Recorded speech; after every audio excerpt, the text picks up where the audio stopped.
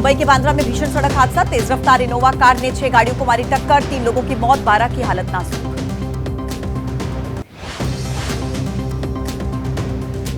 मुंबई के बांद्रा श्री लिंक पर बीती रात करीब 10 बजे हादसा हुआ। एक्सीडेंट के बाद तेज रफ्तार कार टोल प्लाजा पर करीब 6 गाड़ियों को चपेट में लेती नजर आई।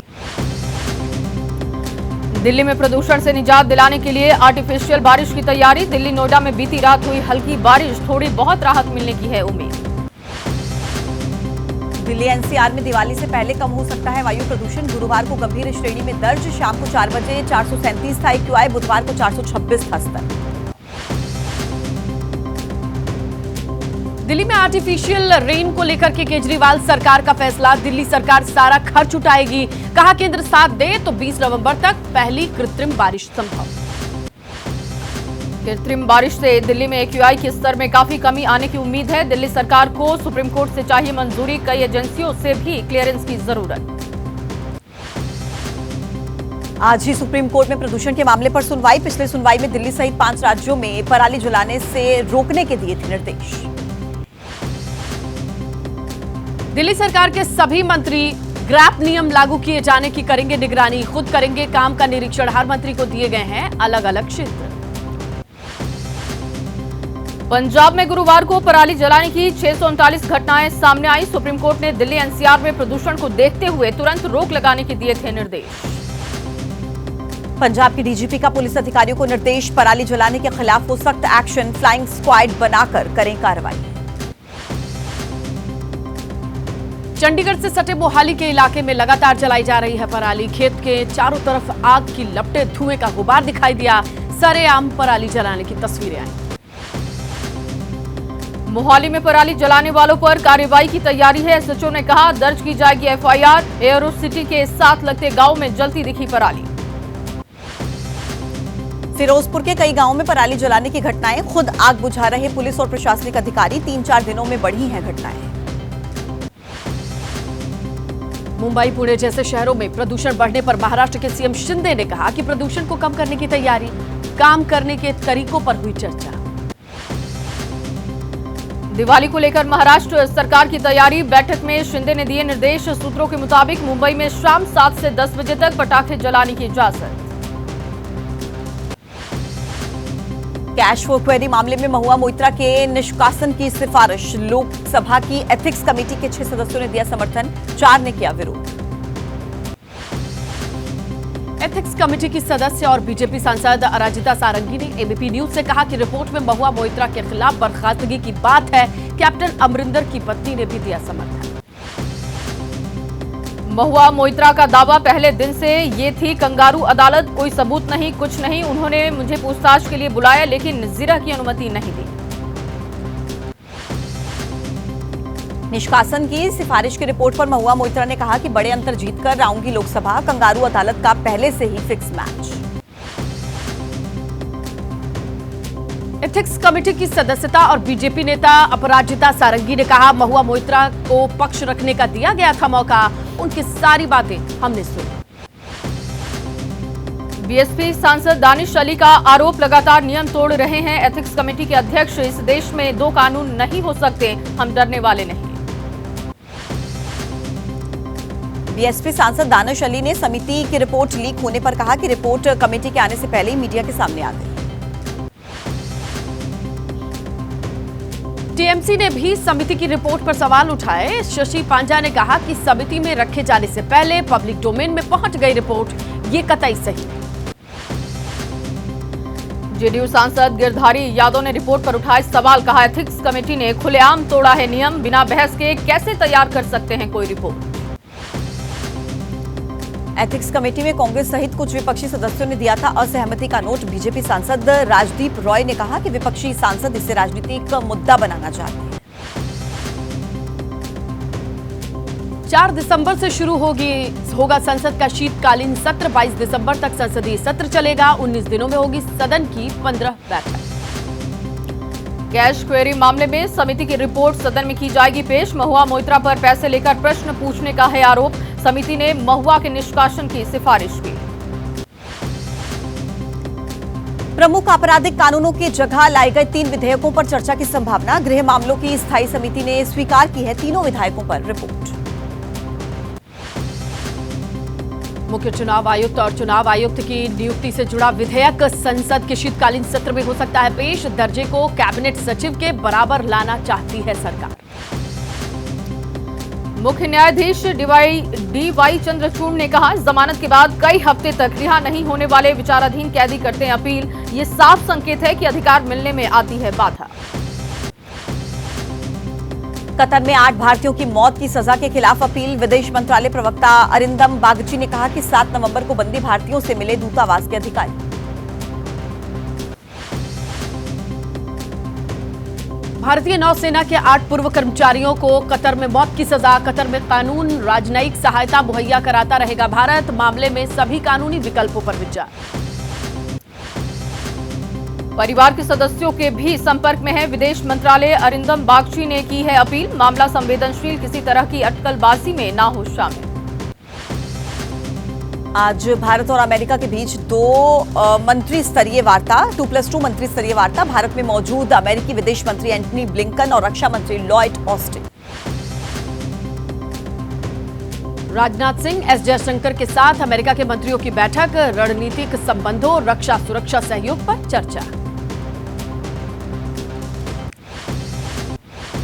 देर रात दिल्ली पहुंचे अमेरिकी विदेश मंत्री एंटनी ब्लिंकन। आज 2+2 मीटिंग में लेंगे हिस्सा। विदेश मंत्री एस जयशंकर और रक्षा मंत्री राजनाथ सिंह से करेंगे मुलाकात। दिल्ली पहुंचने पर अमेरिकी रक्षा मंत्री लॉयड ऑस्टिन का रक्षा मंत्री राजनाथ सिंह ने किया उनको रिसीव। रक्षा मंत्री के साथ मौजूद थे सीडीएस अनिल चौहान। बिहार विधानसभा में आरक्षण सीमा बढ़ाने की मंजूरी। आज बिहार विधान परिषद में रखा जाएगा आरक्षण संशोधन विधेयक। ओबीसी और SC/ST आरक्षण बढ़ाने का बिल। आज बिहार विधान परिषद में रखा जाएगा बिल। 65% होगा SC/ST OBC आरक्षण। मौजूदा आरक्षण से दोगुना होगा ST कोटा। बिहार विधानसभा में सीएम नीतीश कुमार ने केंद्र से कहा कि केंद्र सरकार से देश में जाति जनगणना कराकर सही ढंग से लागू करे आरक्षण। बिहार के डिप्टी सीएम तेजस्वी यादव का बयान। देश में दिया गया पहली बार 75% आरक्षण। भाजपा नहीं चाहती है कि ये खबरें जन जन तक पहुंचे। नीतीश के विवादित बयान पर बिहार विधानसभा में हंगामा हुआ। विपक्षी सदस्यों ने आसन के पास आकर हंगामा किया। विधानसभा अध्यक्ष के नाम नोट करने के आदेश दिए। सदन में नेता विपक्ष विजय कुमार सिन्हा ने कहा कि हम चाहते थे सदन चले। आरजेडी की अराजकता के लिए ये पहचान और जेडीयू पर पड़ा इसका असर। बिहार के मंत्री श्रवण कुमार का बीजेपी पर निशाना। कहा, महिलाओं को लेकर के बीजेपी का रिकॉर्ड खराब। महिला रेसलर्स ने बृजभूषण पर लगाए आरोप। मणिपुर में भी हुई घटनाएं। विधानसभा में नीतीश ने पूर्व सीएम जीतन राम मांझी पर बोला हमला। कहा, मेरी गलती थी कि मैंने इन्हें सीएम बना दिया, इनको कुछ भी ज्ञान नहीं। मांझी का नीतीश पर पलटवार। सीएम के तौर पर हम अच्छा काम कर रहे थे, लेकिन नीतीश से उनके करीबियों ने कहा कि इनको हटाइए, नहीं तो आपको दिक्कत होगी। जीतन राम मांझी का दावा, केवल कागज पर हुई जाति जनगणना। हम यही कहना चाहते थे कि हमें बोलने नहीं दिया गया। नीतीश अनाप शनाप बोलने लगे। नीतीश के मांझी पर भड़कने पर हंगामा हुआ। नेता विपक्ष विजय सिन्हा ने कहा, सीएम नीतीश ने पूर्व मुख्यमंत्री मांझी का अपमान किया। नीतीश को माफी मांगनी चाहिए। मांझी के मामले पर बोले बिहार के डिप्टी सीएम तेजस्वी ने कहा कि नीतीश ने कोई भी दलित विरोधी शब्द नहीं कहा है। लालू जी को लेकर बहुत अभद्र भाषा इस्तेमाल करती है बीजेपी। नीतीश के बयान पर बोली एसपी नेता डिम्पल यादव, बच्चों को सेक्स एजुकेशन देना जरूरी। कांग्रेस से जुड़े सवाल पर कहा कि जरूरत पड़ने पर गठबंधन का साथ देंगे। तेलंगाना विधानसभा चुनाव के लिए नामांकन दाखिल करने का आज आखिरी दिन है। 15 नवंबर नाम वापसी की आखिरी तारीख है। 119 सीटों पर 30 नवंबर को मतदान, 3 दिसंबर को मतगणना। तेलंगाना विधानसभा चुनाव को लेकर कांग्रेस प्रत्याशियों की लिस्ट। कांग्रेस ने 5 प्रत्याशियों के नामों का ऐलान किया। तेलंगाना चुनाव में अल्पसंख्यकों के लिए कांग्रेस का घोषणा पत्र। सभी धर्मों के पुजारियों को हर महीने करीब 12,000 देने का ऐलान। सभी धर्मों के नव विवाहितों को करीब 1.5 लाख की मदद।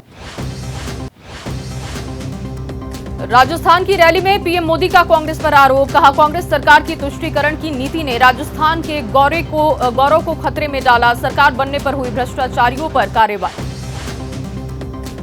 मध्य प्रदेश में राहुल गांधी ने कहा कि जाति जनगणना से जुड़ा सवाल करने पर पीएम मोदी कहते हैं कि भारत में कोई जाति नहीं, आज देश में बेरोजगारी महंगाई सबसे बड़ा मुद्दा है। एमपी में प्रियंका गांधी ने कहा कि बीजेपी की 22,000 घोषणाओं में से 22 भी पूरी नहीं हुई, शिवराज सरकार को 18 सालों से बहन की याद नहीं आई।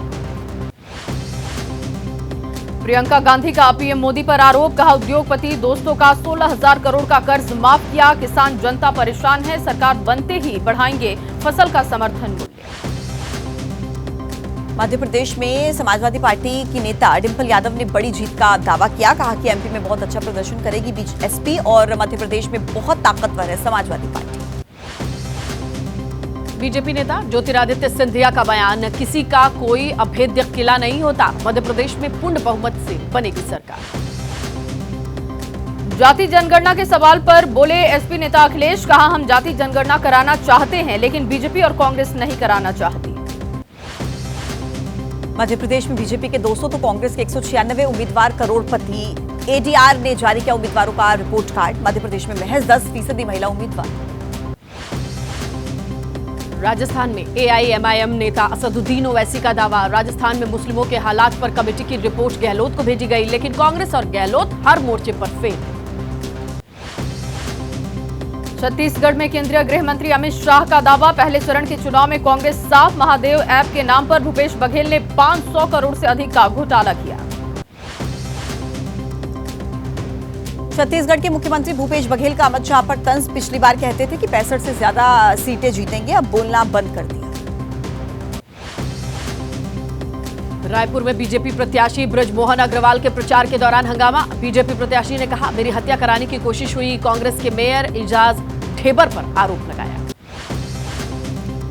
एमपी के धार में किसानों ने किया चुनाव का बहिष्कार, रोड नहीं बनने के विरोध में फैसला हुआ, कहा रोड नहीं तो वोट नहीं। महाराष्ट्र के संभाजी नगर में बाबा बागेश्वर के दरबार में मुस्लिम परिवार के 10 लोगों ने अपनाया हिंदू धर्म, धीरेन्द्र शास्त्री ने मंच से किया उनका स्वागत। धर्म परिवर्तन के मामले पर सामने आया विश्व हिंदू परिषद का बयान, कहा भारत में रहने वाले सभी मुस्लिम ईसाइयों के पूर्वज हिंदू हैं। एल्विश के सांप वाले वीडियो ने बढ़ाई सिंगर फजील पुरिया की मुश्किलें, पूछताछ में किया खुलासा, प्रोडक्शन कंपनी मुहैया करवाती है शूटिंग के लिए सांप। प्राण प्रतिष्ठा से पहले टीवी चैनल पर पहली बार देखिए राम मंदिर के भीतर की तस्वीरें, एबीपी न्यूज के कैमरे में दिखा गर्भगृह का अलौकिक नजारा। दिवाली से पहले अयोध्या में दीपोत्सव की रिहर्सल, राम की पैड़ी पर साउंड लेजर शो का दिखा अलौकिक नजारा, भव्य दिव्य दिखा अयोध्या का नजारा। दिवाली से पहले रोशनी से जगमगाई अयोध्या, सामने आई मनमोहक तस्वीरें, राम की पैड़ी जाने वाले रास्ते पर दिखी खूबसूरत सजावट। अयोध्या में दीपोत्सव कार्यक्रम की धूम, राम की पैड़ी को सजाने में जुटे हजारों वॉलंटियर्स, इस बार दिवाली पर रिकॉर्ड 25 लाख दियों से जगमगाएगी रामनगरी। भगवान राम के धुन में मग्न हुए अयोध्या के संत मानस दास ने एबीपी न्यूज के कैमरे पर गाया भजन। अयोध्या में बंदरों की सेवा में जुटे नजर आए राम जन्मभूमि के मुख्य पुजारी आचार्य सत्येंद्र दास, बंदरों को खाना खिलाते हुए कैमरे में तस्वीरें कैद। गुजरात में दिवाली की भव्य तैयारी, सूरत के एक मॉल में विशाल रंगोली में उकेरी गई राम मंदिर की भव्य आकृति, करीब 150 फीट के आकार में बच्चियों ने बिखेरी ये कला। श्री कृष्ण जन्मभूमि विवाद मामले में आज सुप्रीम कोर्ट में सुनवाई, Allahabad high court case transfer करने के विरोध में है शाही ईदगाह कमेटी। ओडिशा में मानवता को शर्मसार कर देने वाली घटना, नयागढ़ में मानसिक रूप से कमजोर महिला के साथ दुष्कर्म आरोपी गिरफ्तार, अस्पताल में महिला की हालत काफी नाजुक। देहरादून में रिलायंस ज्वेलरी शॉप में दिन दहाड़े लूट, स्टाफ को बंधक बनाकर उड़ाए करोड़ों के सोना, सीसीटीवी कैमरे में कैद हुई वारदात। पंजाब के अमृतसर में पुलिस ने बदमाशों के साथ मुठभेड़ की, शादी समारोह से पकड़े गए 3 इनामी कुख्यात बदमाश। गाजियाबाद के डॉक्टर की पिटाई के मामले में बढ़ सकता है कवि कुमार विश्वास की मुश्किलें, और दोनों पक्ष ने दर्ज करवाई है एफआईआर, पीड़ित ने विश्वास पर लगाए संगीन आरोप।